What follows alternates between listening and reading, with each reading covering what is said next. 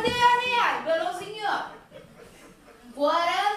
4 ore? Troppo giovane allora per venire a casa mia o io a casa tua perché io cerco più grande. Mio ultimo vecchietto aveva 90 anni e non te lo sentiva.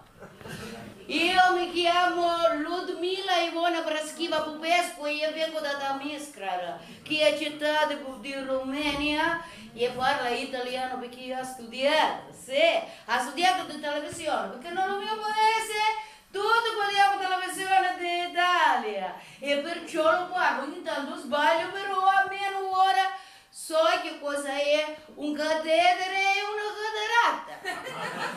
Ride, vero, ride. Adesso catetere nella catarata, poi vedo se te ride più. Il mio primo vecchietto si chiamava Salvatore. Io ero uno sportivo di giovane, aveva fatto sport e da grande lui voleva continuare a fare sport. E allora mi ha detto, conduto che aveva 82 anni, io voglio andare a fare, come si chiama quello che si salta qua all'astico, che fa fare yo-yo da casa mia, che fa scinecchiare, faccio jam. Quello là, io ho preso, portato sopra di Etna, lui messo là così, Ludmila mi butta, ci dobbiamo, Salvatore, quello non è elastico, quello è catetere. Quella sera lui ha detto a me, Ludmila, io pomeriggio sono stato a fare soldario con carta, voglio giocare con te. E giochiamo briscoletta, prendiamo carta. Non quella briscoletta, volevo giocare a scubetta.